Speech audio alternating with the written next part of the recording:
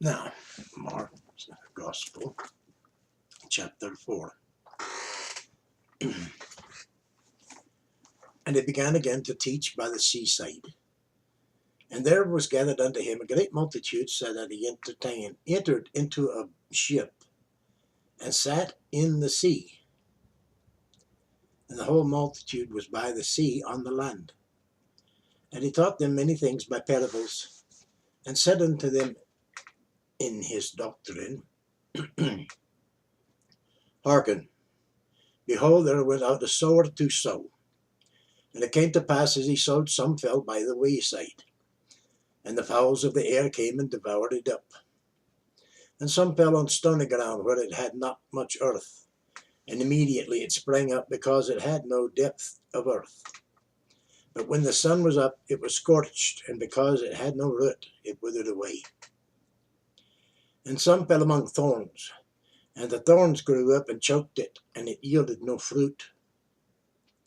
And other fell on good ground, and did yield fruit that sprang up and increased, and brought forth some 30, some 60, and some 100. And he said unto them, He that hath ears to hear, let him hear.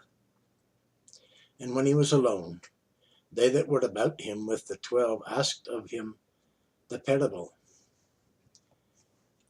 And he said unto them, Unto you it is given to know the mystery of the kingdom of God, but unto them that are without, all these things are done in parables, that seeing they may see and not perceive, and hearing they may hear and not understand, lest at any time they should be converted, and their sins should be forgiven them. And he said unto them, Know ye not this parable? And how then will ye know all parables? The sower soweth the word, and these are they by the wayside, where the word is sown. But when they have heard, Satan cometh immediately, and taketh away the word that was sown in their hearts. And these are they likewise which are sown on stony ground, whom when they have heard the word immediately receive it with gladness, and have no root in themselves, and so endure but for a time. Afterward, when affliction or persecution ariseth for the word's sake, immediately they are offended. And these are they which are sown among thorns, such as hear the word, and the cares of this world, and the deceitfulness of riches, and the lusts of other things entering in, choke the word, and maketh it, and it becometh unfruitful. And these are they which are sown on good ground, such as hear the word, and receive it, and bring forth fruit, some 30-fold, some 60, and some 100. And he said unto them, Is a candle brought to be put under a bushel, or under a bed, and not to be set on a candlestick?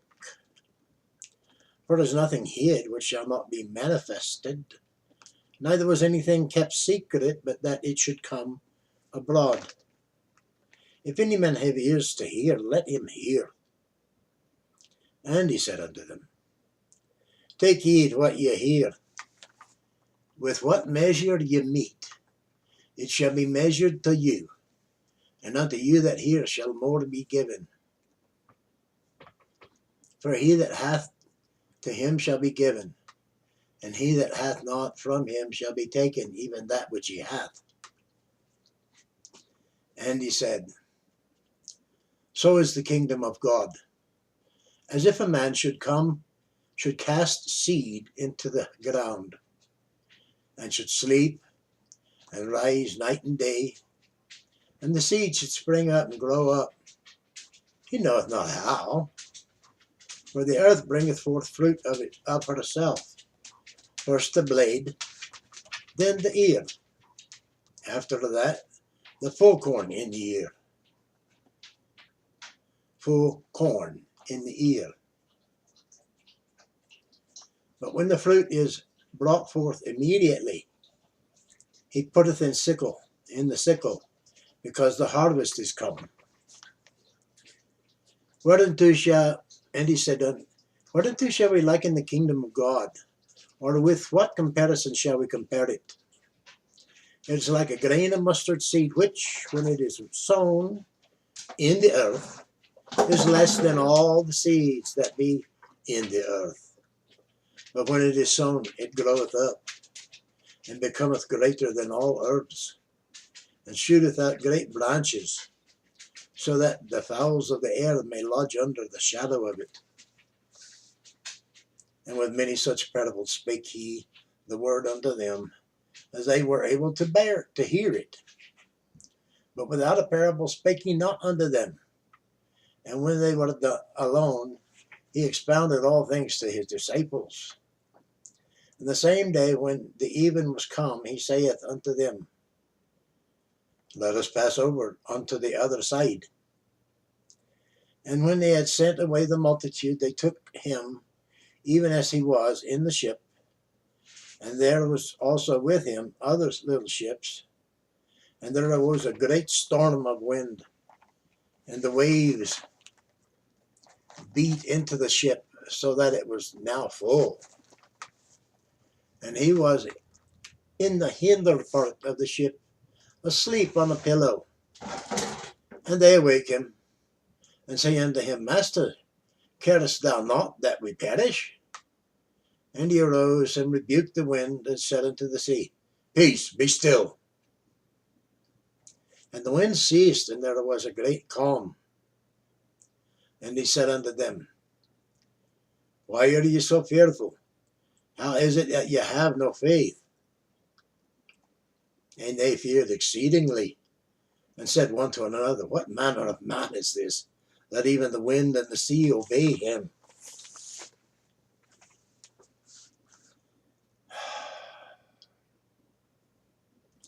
Praise the Lord. That concludes Mark chapter 4.